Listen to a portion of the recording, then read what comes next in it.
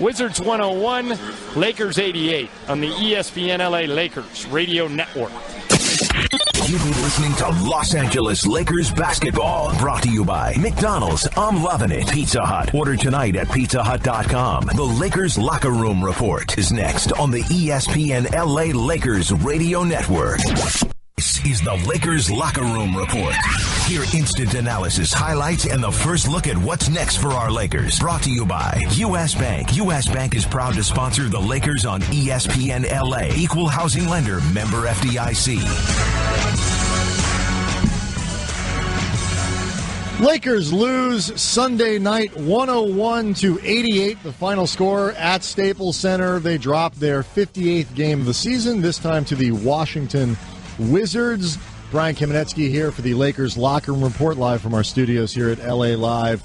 Michael Thompson joining us live from Staples Center following this very, very, very tough game for the Lakers. It was an Easter to forget for the Lakers tonight.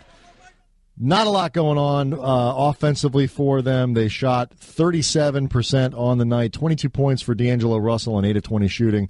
Kobe Bryant, 17 points on 6 of 15 from the floor. But Michael Thompson joining us from Staples Center. It just wasn't much of a game for the Lakers. They never really in it in the first quarter, and after that, it was just straight Wizards from there. Yeah, Lakers start off well, 11-4, 16-5 or something like that. They were up. Looks like, oh boy, it looks like the Lakers got their act together, and then all of a sudden, Washington woke up. It's led by John Wall. It's like John Wall decided, okay, I'm tired of fooling around here. I'm just going to take over the game. And once he took over, that really pumped up his team. Yeah, and the Wizards, of course, are trying to make the playoffs in the Eastern Conference. They really don't have any margin for error left. So it seemed like a long shot that they would sleepwalk their way through a game with the Lakers. But it's early. Maybe the Lakers caught him napping, but it didn't last long. No, these guys got a lot to play for, and they're going to go up to Oakland now and try to shock the world up there against the Warriors. So bright spots for the Lakers, I guess, if you want to look for them. Kobe is healthy. That's the bright spot. He was Kobe there. Survived another game healthy, so he'll be ready to go to Utah and hopefully survive that one and continue down the stretch here. And at this point, Michael, he had 17 points tonight. He hit a couple good shots, and 23 minutes. He was active, to say the least. Oh, yeah. But at this point, I'm not even sure people are really paying attention to what he's doing. They just like to see him play. Well, of course. And when he makes shots, that's the bonus. And tonight he was making shots early, and so he didn't play much in the second half. But in the first half, he gave his fans a good show. And you hear the chants go up in the second half. We want Kobe. We want. If he really, Kobe has to sit very still on the bench, because if he moves at all, it's basically like he's teasing 18,000 people at one time. Yeah, if he gets up, you're right. Looks like he's going in. This place goes crazy. Tough night for Jordan Clarkson, 1 of 7 from the floor, only 2 points. He's had a couple of these clunkers over the last week, mixed in with some better games. Anything you're seeing from him or some of the other younger players as we get down to the end of the season might indicate a little bit of fatigue? Fatigue? No, I don't want to hear that. He's 24, 25 years of age, not playing heavy minutes because the guy's coming off the bench. So, no, it's just lack of focus when they have these off games. And it happens. It's all about being a human being. And when you have these off games like this, you just got to refocus and come back to bounce back for a strong game tomorrow mentally. All right, Michael, I have one more potential theory for what might be going on with some of these younger guys. I will ask you that when we come back. Again, the Lakers lose tonight at home Easter Sunday, 101-88, the final score at Staples Center. Drops their record to 15, and 58, 10-27.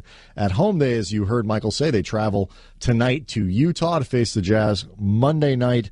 Live from Salt Lake City. Of game, obviously, you will hear right here on the ESPN LA Lakers Radio Network. And coming up next, you will hear more of the Lakers Locker Room Report. Brian Kamenetsky here at our studios at LA Live. This is the ESPN LA Lakers Radio Network. At LA Live, Lakers lose Sunday 101-88. The final score 15-58 now, the Lakers record on the season. They are also 10-27, I should say, at home. Happy Easter to everyone, despite the loss at Staples. Hope everyone had a good day, family and friends and all that good stuff. Michael Thompson joining us from Staples Center. Michael, I hope you had a happy Easter, first of all. Yeah, it's always a good Easter, man. Celebrating the resurrection of Christ. I'm a strong Christian, a strong believer, so I understand what the importance of this festive, not a holiday, but this time is and what it signifies and represents. So, yeah, it's definitely a special time of the year for Christians. One that cannot be spoiled even by a 13-point loss at home. Yeah, Laker fans want to see this team win, no question about it, but it is so cool to be here and be a part of this Kobe countdown and see him out there performing so well. Even though the loss, the Laker fans are still having a good time. Yeah, and it's real now. We're getting into single digits in the amount of games that Kobe has remaining. Yep. Like I said, it doesn't really matter at this point how he plays. When you take away little moments, little memories like tonight. I remember that shot in the first half where he dribbles all the way across from the right side to the left and hits the fadeaway little mid-range jumper. Such a signature kind of shot for him over the last few years. Just to see little things like that. If you had asked me how many shots he took, Michael, I wouldn't have known it was 15 over the course of the night. But if he could be out there 20 minutes, I would like to see him take 30. I want to see him go down and shoot. Yeah, that game on the 13th, my brother Andy and I were talking about this during the game. Like, he's going to be able to travel. He can double dribble. He can do whatever he wants in this game. I can't imagine anybody's going to call fouls on him. That's right. He's just going to be able to go out and do what he wants. I hope that the Jazz have figured out what their postseason is, like whether they're in or they're out, so they don't have anything to play for in that game and don't have to work hard to try to shut down Kobe on his final game. Well, Kobe won't let that happen. He's going to shoot about 18 shots tomorrow night.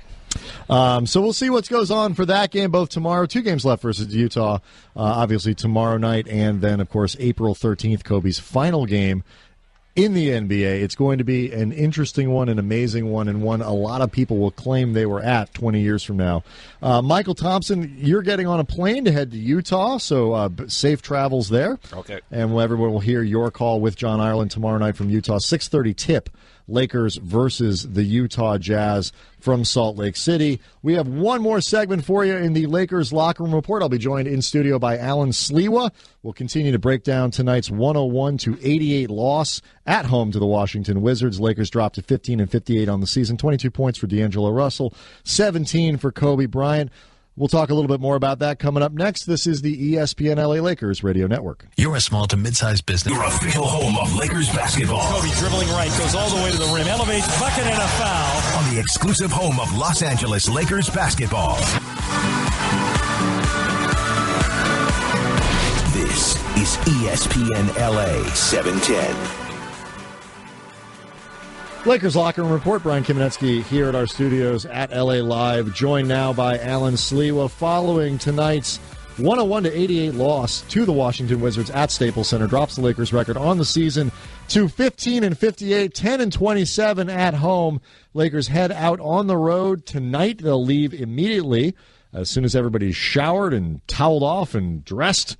Get on the plane and head to Utah tomorrow night. 6:30 tip right here on the ESPN LA Lakers Radio Network. John Ireland, Michael Thompson, of course, on the call. Alan Sliwa, there have been 58 now losses on the season, and this might have been the most vanilla and generic of all of them. The Lakers got off to a good start. They led after the first quarter by 3, and after that, I mean, kudos to anybody who can remember 3 things that happened during this game. All I remember is a lot of John Wall, 22 points, 13 assists. Washington, pretty much after the first quarter, just had their way on the defensive side. Not too much defense. Yeah, 32 points for the Lakers in quarters 2 and 3 combined. Right. I was just going to say, offensively, it seemed like there was zero pace. They didn't dictate a thing. Shots that went up. The one clean stat I found, Brian, is Lou Williams went 9 of 10 from the free throw line. That's the best I could come up with. That's nice. Good for Lou. You know what that means? He might get some love on the State Farm postgame show for people who can stick around for that. But Alan, I mean, the bad offense. I mean, as much as we harp on the bad defense, it's worthy of being harped upon. Mm-hmm. If you go through it, the statistics for the Lakers are tremendously bad. Yeah. Like, their offensive statistics are absolutely just horrible. I mean, they have the lowest field goal percentage in the league, the lowest 3-point percentage in the league, the lowest 2-point percentage in the league. They have the fewest number of assists in the league. They have the fewest number of field goals in the league. And in related news, are there any other statistics remaining? Not many. Not many offensive statistics that matter in any way, shape, or form. So, it's not like these are the counting statistics. It's not much better if you break them down with the advanced numbers. Hey, unfortunately, at a point where we're hoping that the Lakers are getting a little bit better as the season progresses, they're actually regressing at this point. So that's the unfortunate part, but I guess one of the positives can be is that the team is so young that hopefully they continue to learn, but not too many more chances this season for them to learn. All right, we'll wrap things up here in a second, but before we do, we'll pause 10 seconds for stations to identify themselves on the ESPN LA Lakers radio network. Mason and Ireland, weekdays noon to 3, KSPN, Los Angeles, ESPN LA, 710. All right, so Alan, the Lakers do travel tonight to Utah. Everybody except Larry Nance, I guess, is expected to play. Kobe's going to try to play. That's the idea. This is, I guess, the preview for April 13th when the Jazz come to town. And Utah have a lot to play for. Right, and what I'm hoping is, and I mentioned this to Michael in the last segment, I'm hoping that the Jazz have a playoff spot either wrapped up or not, or they're eliminated by the time that last game rolls around, because I don't want them to have to play for anything meaningful. Yeah, they're sitting in the 7th spot right now. I think only just a half game in front of Dallas, half game in front of Houston, so they still have a lot to play for. It's very tight up there, so expect a fired-up Utah team. They're not going to give away a game against the Lakers, particularly at home. So that'll be tomorrow night, 6:30 tip. Michael Thompson and John Ireland on the call, and, of course, we will be back here, Alan Sliwa and myself, after the game to break it all down. If you can stick around and you're within our powerful signal here from ESPN LA, stick around for the State Farm postgame show. Everyone else, we will see you tomorrow night on the ESPN LA Lakers radio network. Brought to you by Pizza Hut. Order tonight at pizzahut.com. Gardens Casino. Get your game on at the Gardens. Hear every second of Los Angeles Lakers basketball all season long right here on the ESPN LA Lakers radio network. And now it's time for your chance to react. Hi, it's Kobe Bryant. Light it up, Southern California. This is the State Farm postgame show on your home for Lakers basketball. ESPN LA 710. Your first chance to let us know how you feel about the game and how our Lakers did. Plus full game recap and highlights. React now. 877-710 ESPN. This is the State Farm postgame show. State Farm. We exist to assist.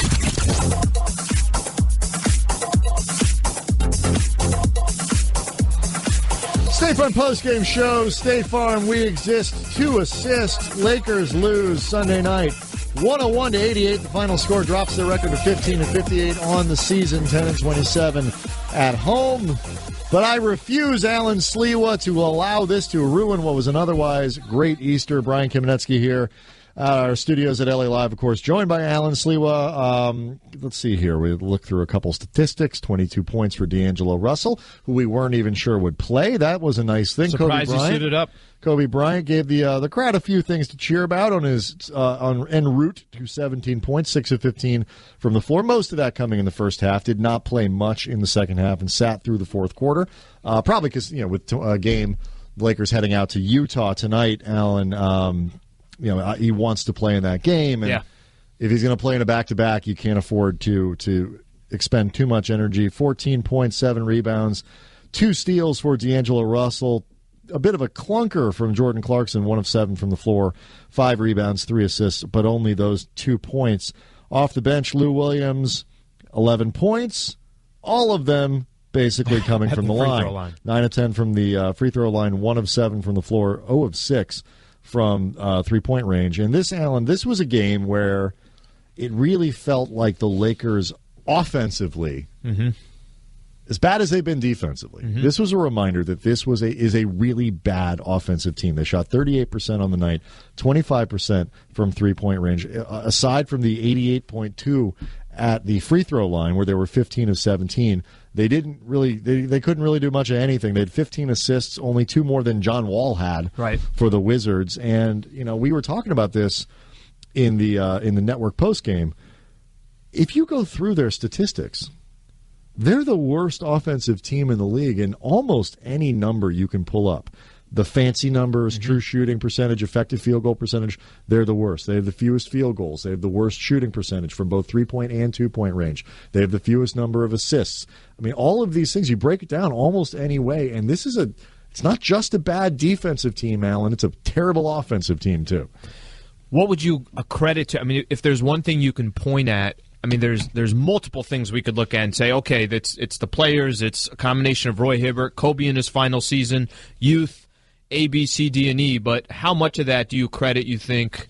Do you say, Byron Scott, you know what, we got to run some more offensive schemes, or is it not about the X's and O's at this point? In 877-710-ESPN, call in, let us know what you think about that question, because it is an interesting one. Anybody who's been listening to this show knows I do not think this is the best coach team in the league. I think that's fair to say. Sure. 73 games in now. I think I've made that pretty clear. But at the same time, I've also made it clear, and I know, Alan, you agree, that you can't blame Byron specifically Not for the solely fact Byron, because right. they have 15 wins, because what you said before, they don't have very good players. I love the potential of D'Angelo Russell and Clarkson and Randall, and I think all three of those guys in total have been positive parts of the season. They haven't been perfect. They've had ups and downs and all that, but overall, in terms of the expectations I think you could have that are reasonable, I think they've been solid, and you can see the potential there and all that, but they're not guys who are going to lead you somewhere. Yeah. Kobe's an inefficient player now. Lou Williams, high-volume shooter. They don't have the infrastructure to be good offensively, so I can't blame them. I'm not sure there's a scheme. I think they could have run more pick and rolls at the beginning of the year. They could play more towards D'Angelo Russell's strengths, but overall, they just need better players. Yeah. There is. They've lost 7 of 8 now in their last 8 games, and the way there was a stretch here the last 2 weeks where we thought, hey, they might be able to pick up some W's. They played the New York Knicks. They played the Sacramento Kings. A lot of these games at home. Even Washington. Yes, Washington's fighting for a playoff berth, but Washington isn't a powerhouse right now in the NBA. They're a very 500 club team. Yeah. Those games that we thought the Lakers kind of down the stretch, they can kind of pick up, maybe get some momentum. It's obviously not the case. Losing 7 of 8, and then their final stretch of the season, they're playing a lot of teams who still have something to play for. Right. I don't know, certainly not one thing that we can key in on or be specific about, but the question I kind of continue to ask myself is the team progressing or are they regressing? Yeah. And at this point, it's pretty safe to say that they're definitely not getting better offensively. They're not progressing. They're definitely not getting better defensively. So, we can point the finger in multiple areas, but I think the easy target's always going to be Byron Scott. Yeah, and 877-710-ESPN. It's the hope was that you could look at the Lakers season this year and say, like, maybe they could do something like the Jazz did last year, where they were not a playoff team and they got off to a terrible start, but very quietly, Utah was a top, I think, 6 or 7 team in the Western Conference over the second half of the season, certainly the final third of the year last year, and they brought everyone in. They've actually been slightly underwhelming this year, partially because of injuries, partially because they just haven't played as well as they thought. But, Dante Exum out for the season. Derek Favors missed a ton of time, so they're kind of getting it back together, and they certainly have a very good chance to make the playoffs. But the hope was that the Lakers, even if they didn't pile up the wins to echo Utah, like you say, there would be progress. Show us something. They had that stretch, it's about 6 weeks ago, where it seemed like, okay, you know what? Not every game, but overall, more competitive. More, they seem to be getting somewhere. And then they kind of hit a wall, and, I think the younger guys, I'm not sure if it's physical, and I talked to Michael Thompson about this after the game, and he is not a guy who's going to accept this excuse at all. I'm not sure if it's a physical wall that they've hit, but I wonder if they've hit a mental wall. Clarkson, Randall, Clarkson's done it, but Randall and Russell haven't. Playing this many games and playing in a situation where ultimately you're not playing for anything. Yeah. Look at even Clarkson. We could take Clarkson off that.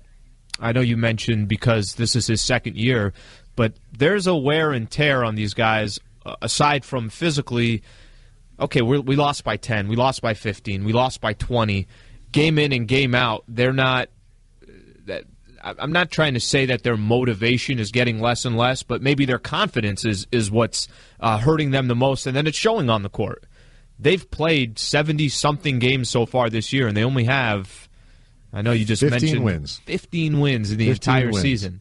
That has to be, aside from what's happening to your body, but mentally that has to be arguably the worst part about everything that's gone on this season for them. And that's why, when people talk about tanking and why it's important to try to, especially with young players, the Lakers got to lose every game. They got to, maximize their ping pong balls and all these other, why you have to be careful with that, because that kind of losing culture wears on players. Yeah. It wears on young players particularly, and you learn the wrong things, and you cannot afford to let that happen to guys that you need to grow into franchise players like D'Angelo Russell. The Wizards finally pick it up. Russell steals it from them. 8-footer good. Just like the Lakers drew it up.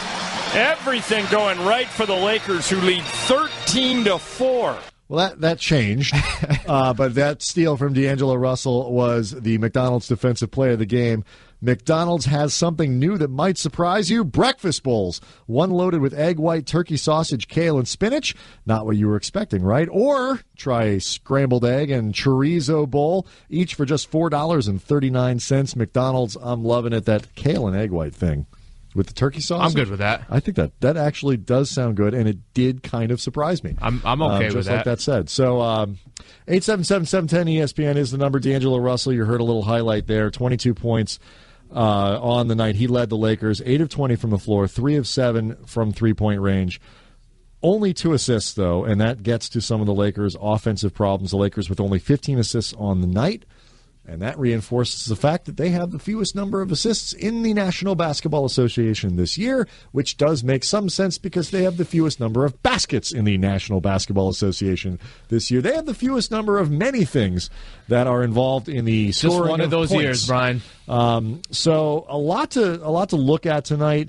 A lot to think about as the Lakers get into the final 10 games. This is the start of the 10-game countdown for Kobe Bryant, so we have that to talk about. It's going to be it's kind of going to be an interesting 10 games because you want to see how they finish it out. 0 for 1 over these last 10 games with tonight's game. They go to Utah tomorrow night. We'll see how they respond. 877-710-ESPN is the number. Brian Kamenetsky, Alan Slee will be joined soon by Andy Kamenetsky as soon as he gets out of the Lakers locker room. This is the State Farm Postgame Show on ESPN LA. You're listening to the State Farm Postgame Show. State Farm, we exist to assist. This is the State Farm Postgame Show on your home for Lakers basketball. ESPN LA 710. Randall one-on-one against Nene. Drives by Nene with his right hand, goes back to his left and scores. But the fact he even used his right hand, Michael, moving right, is a good sign. He can dribble with his right. And a right-handed layup from Julius Randle, Alan Sleewa. That's enough to make for the Subaru Drive of the Game. The Drive of the Game brought to you by Subaru of Santa Monica. Stop by Subaru Santa Monica today and experience the new one-price policy. Learn more about it at SubaruSantaMonica.com. An LA Car Guy dealership. Brian Kamenetsky, Alan Sleewa. Here at our studios at LA Live, following tonight's 101-88 loss to the Washington Wizards. Lakers now 15-58 on the season, 10-27 at Staples Center. 22 points for D'Angelo Russell, 17 from Kobe Bryant, 14 for Julius Randle. The only other player in double figures for the Lakers tonight, Lou Williams, but he didn't exactly distinguish himself, at least from the field. 1 of 7 from the floor, 0 of 6 from three-point range, 9 of 10 from the free throw line, Alan, and that is where the points came from. But all in all, it amounts to another loss for the Lakers. This one really more on the, well, I would like to point to just the offensive end where the Lakers scored 32 points in the middle 2 quarters, but Washington did shoot 54% on the night, so it's not like the Lakers really clamped down there on that side of the ball either. And on top of that, free throws, they were terrible. The Wizards were terrible from the free throw line. Something I want to point out to you, and this is the discouraging part, not that there aren't a few things that have been discouraging, but just to give an example. So they lose tonight to the Wizards. Look at the Wizards' record. They're 36-37. They lost to the Nuggets. I think that was Friday's game. The Nuggets overall are 31-43. Before that, the Suns are 20-53. 31, that sounds good. 20-53. I keep going down the list. They actually lost to the Suns twice in the same week. The discouraging part is they're not losing to the Cavs and then the Warriors, and then they're losing to the either mid-level. They are losing to them too. To right, they're losing to those guys too. We gave them the free pass on the decent teams. It's not that they aren't losing; they're not beating them. Well, surprisingly, they did beat the Warriors. But I understand what you're saying. Yeah, but they're losing against these sub 500 teams and below at home. That little stretch that we hoped for. All right, hey, this is an opportunity for Randall, Russell, Clarkson, and not just those three, Nance as well, and some of these other players. Maybe they could pick up some momentum. Maybe now that, in the sense, just Byron Scott announcing that I'm going to go with with that young core to end these games, that they now don't have to look over their shoulder and make sure that, all right, I'm going to be substituted by Lou Williams or whatever the case is, hasn't been the case, and that to me has been the most frustrating part. It really illustrates, Alan, and 877-710-ESPN is the number. It illustrates how good you need to be in this league to win games. Because I love D'Angelo Russell. We just talked about this. I love Julius Randle. I love Jordan Clarkson. I love the potential that these guys have. I think Larry Nance can grow into a very useful player on a good team. I think he's he strikes me as a perfect role player on a San Antonio type team where you look up and he's great. He does all the little stuff that grease the wheels for everyone else, the bigger stars around. But you look at it and you look at the rest of this team, and Kobe is not Kobe anymore. He's we love him, and everyone. No, he's not. Nine games left, but he's not somebody you count on to win games for you anymore. Right. And Roy Hibbert is not a productive player at this point, and Brandon Bass and Ryan Kelly's just had a miserable season, and Lou Williams and Marcelo Huerta. They have a bunch of guys that if on any given night, if any of those players are your second or third or fourth best player, you're terrible. I mean, Brandon Bass is a solid pro and a great guy to have around, and I hope he sticks around next year. Guys like Julius Randle can learn a lot just about professionalism from players like Brandon Bass. But if there are nights when he's your third best player, and you can't win that way. Third or fourth best guy, Brandon Bass, he needs to be your sixth or seventh, eighth best guy, a rotation player coming in, or else you're just not a very good team. And you look around, Phoenix has more players. You look at, you know what, that guy's pretty good. Denver's got a bunch of guys. You say, that guy's pretty good. Look at a team like Portland or Utah. Utah, we'll see tomorrow night. Gordon Hayward, Derek Favors. They've got like Alec Burks, and Troy, and they've all these players that you're like, what, that guy's not bad. Yeah. Rudy Gobert. At least three of those guys are probably better than anybody the Lakers have. Favors and Hayward certainly are. Gobert might be the best player on the Lakers were he here. And where is that team? They are fighting barely to get a playoff the spot. playoffs. At Nazir Lim, Nazerlim, tweets us and says that he was at the game tonight, upset that the Staples crowd wasn't chanting fire Byron. So you can certainly see how he feels about what the issues are, what the problems are. He specifically pointed at Byron Scott. Yeah, and I understand the fan frustration, but there's no. You're going to fire him with 9 games left. Byron, and what to do with him is a big question that we're going to be answering a lot. Talking about a lot during, certainly through the end of the season here on the State Farm Postgame show, and then during our regular programming here on ESPN LA. But at the same time, it's like you don't do it now. I get the frustration. I don't think he's a great coach. I don't think he's the kind of coach who's going to lead this team and grow with them and build them up. But he's also a separate problem. It's not that he's not a problem at all, but he's a separate problem from the question of the roster. And the roster is what needs to get better. And then you can start getting a little more concerned about the coach. Daniel in Sherman Oaks, you're on the State Farm Postgame show with Brian Kamenetsky and Alan Sleewa. Hi, guys. One thing about Byron in this game that was kind of concerning, and it was also our Lakers organization, Russell was coming off for a really bad ankle injury, and they still aren't really being on the precaution of maybe keeping him out. Larry Nance banged his knee really good, and he just let him just play through it for like 6 minutes when we already got an injury, and they should be even being more careful with him. He's going to sit out tomorrow anyways. and just trying to see your thoughts on that. And if we stay in the 1, 2, or 3 spot, is there any from each one? Which draft picks would you take in 1, 2, and 3? Thank you. All right, it's packed a lot in there. 877-710-ESPN is the number if you want to join in the conversation as well. I'm not actually. Look, Gary Vidi's on the sidelines. He's really making those decisions about whether or not Russell is able to play. And right. They monitor him before the game, and they watched what he did, and he looked okay, and he felt okay. And then we heard Mike Trudell on the broadcast say that they're going to keep an eye on him over the first 5 or 10 minutes to make sure he was moving okay. You want these guys on the floor, particularly a guy like D'Angelo Russell. You don't want to risk serious injury, obviously, but you want them on the floor because, like we've been talking about and complaining about all year, every minute matters when you're a young guy learning, and you want the learning curve to go up as fast. I mean, I'm not concerned that the Lakers are somehow jeopardizing or callous about the health of their young players. Yeah. I mean, maybe you are. I don't get that impression, though. When I saw the injury on Friday, I definitely thought he'd miss a few games. But, again, I'm not Gary Vidi, and I'm not a trainer who can determine if he's good to go for tonight, good to go for tomorrow.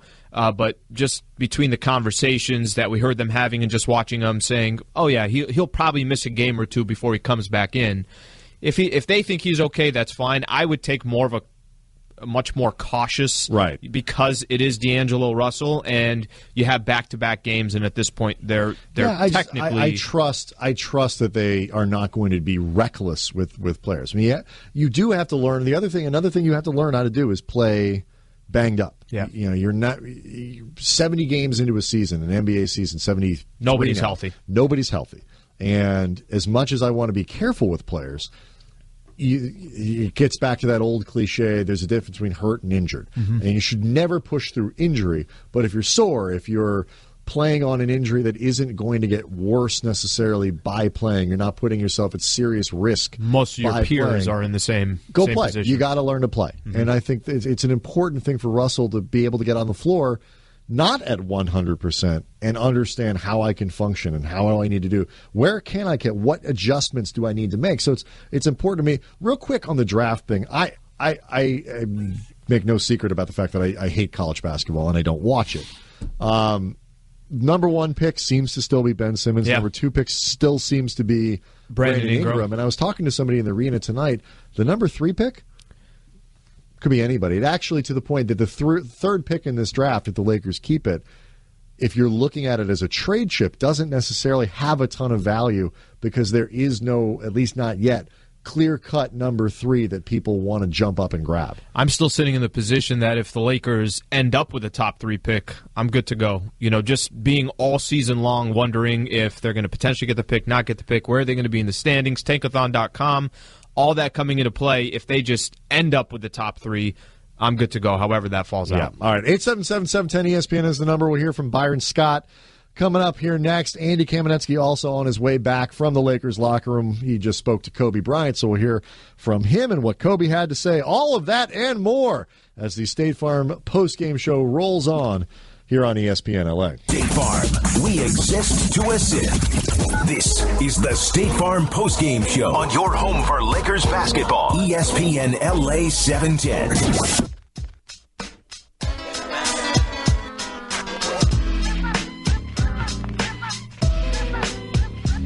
State Farm postgame show, 877-710. ESPN is the number. Brian Kamenetsky, Alan Sliwa in studio right now. Andy Kamenetsky on his way back from Staples Center. 101-88 the final score. Lakers lose to the Washington Wizards at Staples Center Sunday night. Happy Easter to everyone.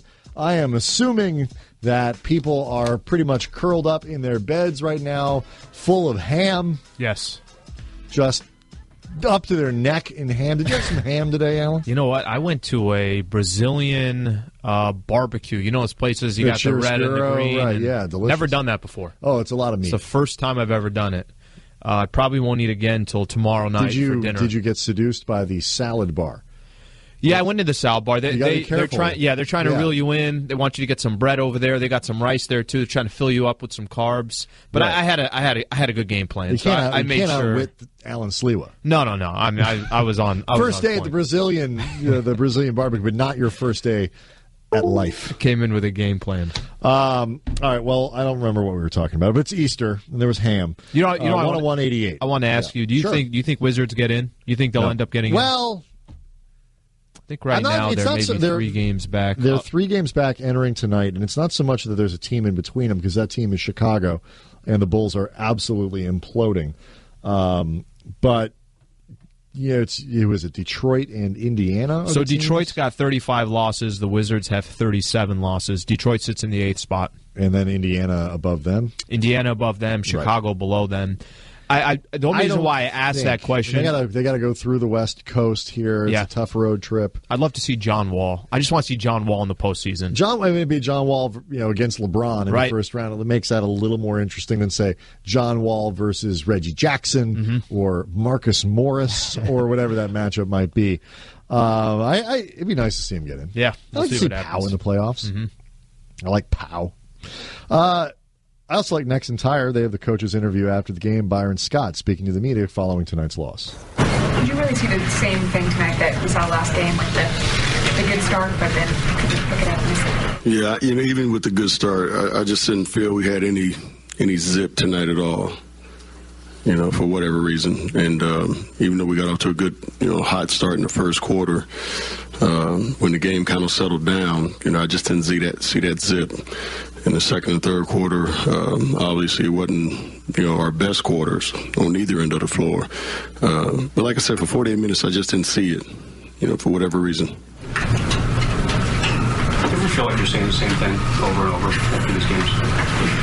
Yeah, I feel like I'm saying the same things to you guys sometimes, and I even tell the guys, it's like a broken record. We talk about the same things over and over again. So, trying to get better on both ends of the floor, some of the things that we have to do on the defensive end, things we have to do on the offensive end. It gets to the point where I'm sure they're probably tired of listening to it or hearing it, and I'm tired of saying it. But, until we get it done, you got to continue to talk about it. So, yeah, it feels like I want to sometimes just tape myself and just play it. You guys have heard this before, so let me just save my breath and just tape it and hit play every now and then. A few tape recorders over here. You guys, whose is this one? It's yours? Okay, Mark. Byron, how does this year and the situation you're in compare to other sort of rebuilding years that you've had? I remember the first year in Cleveland that you were in. They all the same as far as it's tough. It's tough dealing with it. It's tough going through it. You always have, at least my outlook is always a very positive one, that things are going to get better and that there's a light at the end of the tunnel. But when you're going through it, it could tear you apart. Because, I'm not even going through it in Cleveland and even Jersey at the first year in New Orleans as well. It's something that I'm not used to, which is losing. I don't accept it. In some ways, has Kobe's retirement tour, farewell tour, is it sort of taken some of the pressure and focus off of the rebuilding part of this? I think it's taken some of the focus off of it, yeah. But it still hasn't, helped at the end of the night, when you're still losing games. You want him to try to enjoy this as much as possible. And we know how he is. I think he's come to grips with it. But still, it's tough to deal with. That broken record factor that you were talking about earlier before, do you feel like you still have the team's attention at this point, that they're hearing what you're saying? I feel they're hearing it. They're just not applying it. And, it's either they're not applying it or they can't apply it, So, like I said, I'm going to keep preaching it till they get it. How much of that is just them being rookies, like where you haven't played more than 30 games in a year? So by the time you get here, mentally there's that rookie wall. Yeah, Ramon, I think that has something to do with, I think, anytime you're dealing with young men, lack of experience, lack of being put in these situations is going to have something to do with it. You know, I know their heads are turning all over the place too. You know, they're trying to get all this, and you know, we're throwing a bunch of stuff at them. It's not like college where you got 2 months before your first game. You know, you got a week, and then it's preseason, then boom, it's regular season. You know, so it's a lot of stuff that I know that I've been throwing at them from day one, and sometimes it's hard to digest. You know, and it takes guys a long time sometimes to digest it. What does Jordan explain to him more in some of Jordan's inconsistency? Is that Jordan Clarkson? Yeah, he's still learning too. I mean, he's still making some of the same mistakes he was making last year. So he's still, like I said, I don't care who you are. You know, when it comes to these young guys, it's not nothing that's going to happen in 6 months. It's not going to happen overnight. It's not going to happen sometimes in a year. It's going to take 2 to 4 years with some of these guys to get it. You know, before the light comes on. It's just that simple. And from a coaching standpoint. So that's Byron Scott talking after tonight's 101-88 loss to the Washington Wizards. Nexen Tire provides high-quality tires with the best warranty in the business. Learn more about one of America's fastest-growing tire brands at NexenTireUSA.com. You know, it's funny, Alan, because Byron Scott was talking about how he wishes he could just tape his post-game press conference and just give it to us. And we've actually discussed the possibility of taping the State Farm post-game show. You suggested this and months ago. If anybody would notice a difference, because a lot of these losses, the foresight you had. I'm exactly right. I mean, it's the same kind of thing. But the last point he made, I think, was an important one because it really is true. And I've heard Byron say it. I asked Doc Rivers this question earlier in the year. I've talked to other coaches about it. Because guys come in early and we have the expectation they're going to play and they're going to get good and all these other things, we're so used to players entering the league at 18, 19, 20 years old now that we expect them to be good at 20, 21, 22 and be Anthony Davis. And those guys are the exception, not the rule. Your prime still comes at 26, 27, 28, 29. It takes a while to get there. You can't speed up the clock necessarily for most players. And on top of that, you have a fan base that's used to winning, a franchise that's used to winning, and there isn't this patience of, oh, hey, you know what? We're in a rebuilding stage. It's going to take 3 to 5 years, no problem. That Laker fans are accustomed to winning, and even in those stretches where in the 90s they had it was Nick Van Exel, it was Eddie Jones, and there was obviously a rebuilding process there, but then they were able to bring in Shaq, and with the Pau Gasol years, they were able to bring in Pau Gasol. I don't know if there's that savior coming in this time around. It's going to be more about really how quickly can these guys get good. Developing the kids. I wonder, too, it's the Lakers, because of this incredible history that the team has had, they haven't had a lot of high draft picks. They haven't had a lot of guys that you take way up in the lottery and stuff like that. And so when it's happened, it's Magic Johnson, right, who won a title in his first year. Right. James Worthy, who did. I don't remember if the Lakers won in his rookie season. I'm looking that up as we speak. And I think in our heads, at the very least, we think of Worthy as a guy who came in and just destroyed people. They lost in the finals that year to the Sixers, but they went to the finals. And so you think of him as like, oh, my God, he's James Worthy. He's a Hall of Famer. Worthy averaged 13.5 points his rookie season, played 25 minutes. That's very respectable. Yeah. But he didn't become 20-point-a-night James Worthy. And there were players around him. There was already players who had success in the NBA. But he was James Worthy. And so whether you remember exactly what he did in his rookie season or not, he turned into James Worthy. Right. Andrew Bynum was a number 10. He's one of the most until Julius Randle, he was their most recent lottery pick. And again, he entered a situation where the Lakers were rebuilding a little bit, and actually, and this is something that people don't remember, people never remember this, had arrived basically that year where the Lakers traded for Pau Gasol. Bynum had really arrived. He'd made that little bit of a leap, but he was also a high schooler, so everybody understood that he was going to be a guy who was going to take a little bit of time. And people also forget the Lakers were actually in first place in the Western Conference when they acquired Pau Gasol. So, again, there was this sort of stuff around their younger players. There's not the stuff around these guys right now. So all we do is stare at them, and we're like, be good now. Right. So when Jordan Clarkson has a 2-point game, it kind of freaks people out. Oh, yeah.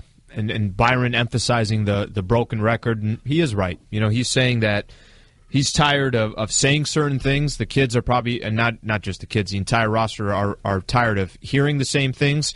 We sit here, we listen to the press conference, we talk about pretty much the same thing, and it has become a broken record, and it's really been the theme of the entire season. And if it's wearing on us, and this is something, and I know Andy Kamenetsky just sat down and just came from the Lakers locker room, so we'll talk about this when we come back.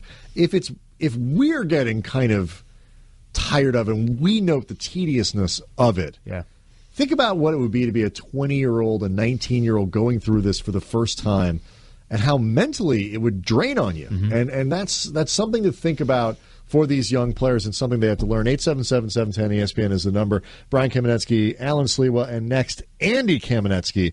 That's on the State Farm Postgame Show on ESPN LA. Recapping everything from our purple and gold battle. You are listening to the State Farm Postgame Show. State Farm, we exist to assist. This is the State Farm Postgame Show on your home for Lakers basketball. ESPN LA 710. Here is Russell into the front court. Russell's three-pointer. Good again. D'Angelo Russell is 2 of 2 from 3.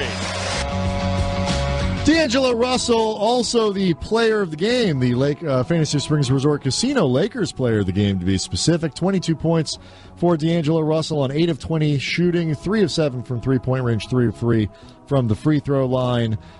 Fantasy Springs Resort Casino, located in the beautiful Palm Springs area, offers all you need for a fun-filled getaway or complete destination vacation. Whether your fantasy includes luxurious hotel rooms, exciting Vegas-style gambling options, fabulous dining, world-class entertainment, golf, or poolside lounging, you'll find it at Fantasy Springs Resort Casino. Brian Kamenetsky, Alan Sliwa, now Andy Kamenetsky. And Andy, you may have breaking news regarding D'Angelo Russell, the Fantasy Springs Resort Casino Lakers player of the game. Yeah, I mean, I'm a little bit hesitant to break this news just because I cannot vouch 100% for the accuracy. But you can say what he tweeted. Oh, yeah. No. I'm just going to say his Twitter feed. Oh, it definitely came from his Twitter feed at deloading. The accuracy of the tweet is 100%. I cannot vouch 100% that I'm interpreting it correctly, as I'm almost 44 years old. Right. But what I'm going to do is put this out there as conjecture and fact anyway. D'Angelo Russell just tweeted out, just wrecked the range with 5 exclamation points and an range emoji. All capitalized. Range, and an emoji with a face that looks unhappy. And people seem to be reacting. They are reacting as if saying that he wrecked his Range Rover. Correct. Like he got into an accident, presumably on the way to LAX because the team is heading out to Salt Lake. And I'm assuming that's how they all get there. They all drive their cars to the airport following the game. They get on the team plane. My question hopefully is, not all in D'Angelo Russell's Range Rover. Like if they're all... Were they carpooling? The Lakers, are they trying to save on budget? Yeah, I mean... maybe they're just an especially green team where everybody piles in. Let's not use any more gas guys than we have to. Well, I mean... I don't remember which month it is, but there's always like a few weeks where the Lakers, their warm-up shirts are those green shirts, and the Lakers are one of those teams, they don't fake the funk, Brian and Allen. They treat this for real. So everybody piles into D'Angelo Russell's Range Rover. He's a rookie, so it makes sense that he would have to drive everyone. Yeah, everybody seems to be reacting as if that means right. So I mean, that he has hopefully, obviously, D'Angelo Russell's okay. Next question: do they wait for him? I would assume so. I would assume that they do. Do you sit on the tarmac waiting for D'Angelo Russell? Because by the time the cops get there, you got to exchange insurance information. You got to do all this stuff. Plus, somebody's got to go get him. Is the car drivable? I mean, this much I don't know. He only tweeted out just wrecked the range and the 5 exclamation points in the emoji. I don't know the rest of it. My sources, I can't get a hold of Ramona. Right. My sources are not available. Obviously, he's fine because he's tweeting. Right. But I'm intrigued by the logistical questions that this creates because the Lakers are heading on a road trip tonight. They probably wait. Presumably, but who's going to go get him? Somebody's got to go get him. Okay, I'll put it this way. Years ago, when Soon Yue was a rookie, they sent him out. I remember this. They sent him out for in-and-out as part of his rookie thing. And, Soon was new in town, and he got lost looking. In every respect, yes. Soon Yue was new in town. Soon Yue was new. He got lost looking for the in and out, and apparently it took him a while. And I'm pretty sure they waited for Soon, who was almost certainly not going to play in this game. He was far less important. And it was just burgers, and I'm sure that the team playing in and of itself has got a pretty good spread. If they're going to wait for Soon Yue and in and out, they're going to wait for D'Angelo Let me Russell. ask you a question, Alan Sleewa, a bit of trivia. Do you remember who Soon Yue was compared to? He was the Chinese who? Man, I do not know that answer. Who was he compared to? I remember. It is important to remember he did not turn out to be the Chinese blank, and you're listening to KSPN Los Angeles. But Andy, you remember, of course. Oh, yeah. He was the Chinese Magic Johnson. He was the Chinese Magic Johnson. It turned out he was not the Chinese Magic Johnson. But that was kind of the advanced He's billing. got a ring. Soon Yue has a ring. Slava's got two, right? Yeah, kiss it, Mello. What do you think of that? What do you think of that, Karl Malone? Soon Yue 1, Charles Barkley 0. Exactly. Andy Allen and I were talking about this earlier, and Byron said it over and over again. This notion that we're kind of in the same place. The Lakers haven't gotten better, and it's the same mistakes, it's the same stuff. And Byron, I thought, it's not like he buried his guys. This is interesting. Sorry. D'Angelo Russell tweeted just deleted the Wreck the Range tweet. Oh, man. I hope he's okay. Well, I also wonder if somebody from media relations was like, "Dude, what the hell is wrong with you?" Let's not be tweeting out your car accidents. Can we text Trudell? I'm going to do this right now. Well, I'm talking. Can somebody text Trudell? I will. Andy, you talk about Byron and this notion of whether or not. I mean, I thought he said most of the right stuff. It's like, yes, it's repetitive. You keep saying the same stuff. But also, too, it's like you can't expect – overall, the trajectory of the young guys has been good, but it still takes time. I would say Byron is frustrated right now. He would like to see the team be able to perform better than they are, and it is difficult for him, whether he is doing this effectively or not. Mm-hmm. It is, in his mind at least, Alan, difficult for him to keep saying the same things over and over and over and get no real results. Having said that, he acknowledged that a lot of these guys playing right now are really inexperienced, and this is just part of the drill, whether he likes it or not, whether he embraces that or not. This is just what it is like when you are coaching a bunch of kids who are anywhere from 20 to 23 years old. How much responsibility do you think he takes? He puts that on his own shoulder? Because I know in a lot of his interviews, and we've chatted about this a lot, he's not a coach that's out there saying, "Look, guys, this is on me. I have to do a better job." You think he's putting a lot of this on himself? Look, inwardly, I have no idea how Byron feels about this. Outwardly, he puts very little on himself. I mean, whether what he says publicly matches either what he says privately or how he really feels about this, I have no idea. Based on what he says, he does not seem to put a lot of this as, say, him not preparing these guys properly. I doubt that it is a lack of effort on Byron's part. Whether he is communicating all this effectively remains to be seen. I know there are times when I hear him give explanations that go on, explanations for what happened. I'm like, well, if your explanation is sort of this lacking in detail, I wonder how well you explain things to the players. But, again, based on the way he puts it, no, he does not outwardly take a lot of responsibility. Yeah, I think less on the effort. It's more just the fit moving forward. Well, and the question, somebody tweeted us before at Cam Brothers and at Alan Sleewa asking the question, why aren't Staples Center fans breaking into a Fire Byron Scott chant? And there are two reasons for that. First of all, because they're too busy chanting, "We want Kobe." If Kobe ever wanted to troll 18,000 people at once, every 4 minutes he'd get up and just kind of stretch his legs and then sit back down. Or stand up and bend down to tie his shoe. Or just move at all. Because every time he moves, he's just sit very still on the bench, or people freak out. Well, that's why they use the wax figure. The one on the bench. they bring out the one from Madame Tussauds. Right. And the actual Kobe just slides into a hole in the floor. I mean, to his credit, Byron was asked about this, hearing these chants, how do you react? And he's just like, I'm not putting him back in. He's like, we're down 20. At this point in the season, there's no way I would even consider putting him back in just to make the fans happy. 3 months ago, maybe, right?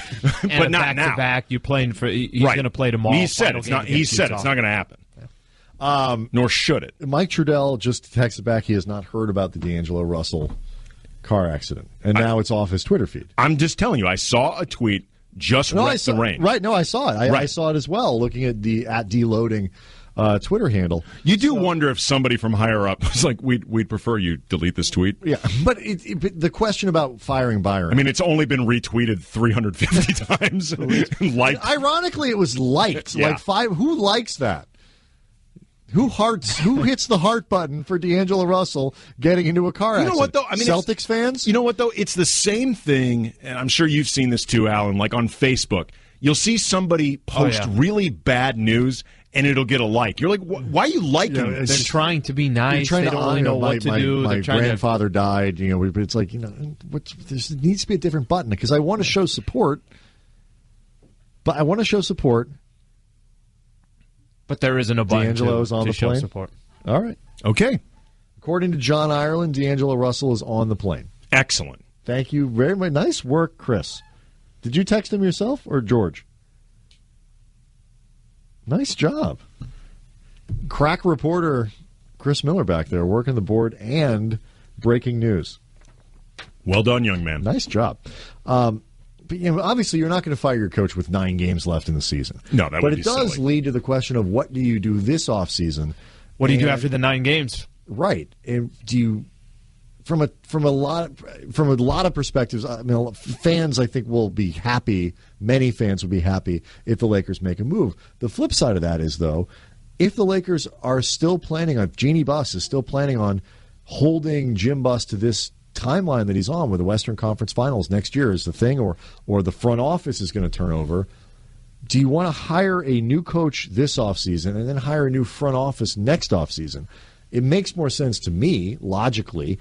You'd want to do all of it at once. So either you have to blow everyone out this year, or you wait, give Byron another year, and blow everyone out next year. But the timeline of it is that's not an ideal setup, no matter how you do it. It really depends on just how seriously are you taking this timeline. If you're Jeannie or you're Jim, because in the case of Jim, it's, are you really going to hold yourself to this? I will resign if the team is not X. If you are Jeannie, are you going to say Jim put his head on the chopping block if the team is not X, and I'm going to hold him to this? Because right now, if neither one of you is 100% set on this, you should clarify that now. You actually should clarify it, because in terms of bringing in free agents, in terms of possibly bringing in people to the staff, anybody that you'd want to have join the organization, they want stability, especially when you take into account how the last 3 or 4 years for this organization, it's been a revolving door at coach. There's been so much lack of stability. Even by the standards of the Lakers, there has been a lot of drama. That's a good and point. without the winning that usually goes along with that drama, if you are not right now 100% on holding everybody to this timeline, let it be known now. And Andy, just let it be known. You know what? Even if you are, let it be known that you're not. And hypothetically, let's just say the Lakers ended up with a top 3 pick in this offseason, ended up getting a player or two, even if it's not a top-tier caliber player in the offseason from free agency, and now the Lakers are hovering around 500. That's a big jump from where they were this year. Hypothetically, are you then going to say, well, we were holding them to that timeline, even though there's some progress, potentially even a new coach there? Now what? Are you still sitting there and you saying, well, that's what we said 3 years ago, so we're just going to hold them to that? Look, I would say this: you either need to get off this timeline thing. Look at the state the team is in right now, and the reality is, put the record aside, they're actually in a pretty good place moving forward. And if you judge them purely on wins and losses, or do you get to the Western Conference Finals, which is totally unrealistic and to be honest, pretty arbitrary, because it has nothing to do with actual progress. Actual progress has to be judged in a way that's realistic. Well, yeah. I mean, I would say if they got to the Western Conference Finals next year, that's clearly progress. It's progress, but I'm just saying if they totally understand if they don't, that's arbitrary, because it's not realistic to begin with. And you might as well totally ludicrous. Yeah, you might as well be saying if they don't win a title next year, there's been no progress.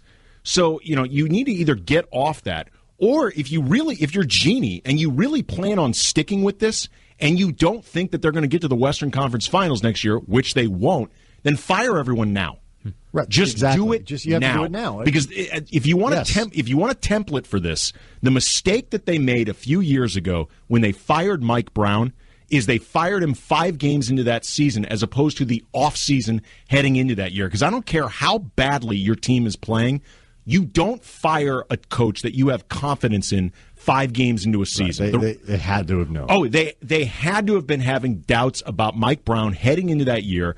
The minute they got Steve Nash, they should have cut ties then, because if you wanted to even have some type of storyline or something that can allow Mike Brown to save face, you say we're moving in a completely different direction. The style's going to be different. Right. The players are going to be different. Then at that point, by the way, you can bring in Mike D'Antoni, and it will totally make sense. Nobody will even be thinking about Phil. They could have done this so much more cleanly if they had just done what they knew, where they knew this was heading, do it quickly. Mm-hmm. So if you really think you're going to fire Jim, maybe fire Mitch, do it now. Don't string this out. My concern is what happens, and I actually don't think this is.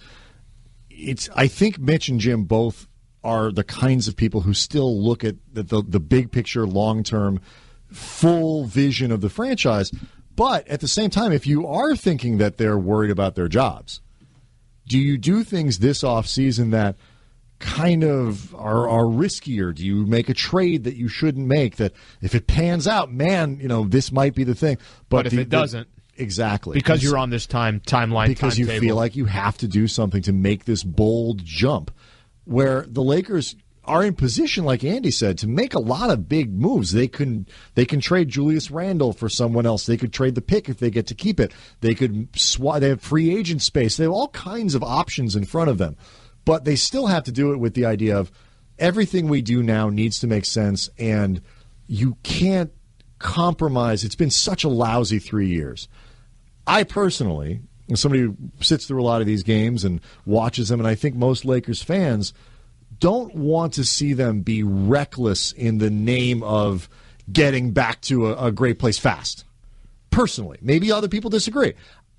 You have to keep an idea of the full vision of we're still rebuilding. You can't jump the line. And those one-year rentals that they've had with Carlos Boozer, Roy Hibbert, Jeremy Lin, those actually indicate that they have not been reckless. They didn't say, hey, we're going to overpay a free agent, overpay somebody just because we want to add somebody to the roster. They've left themselves some flexibility.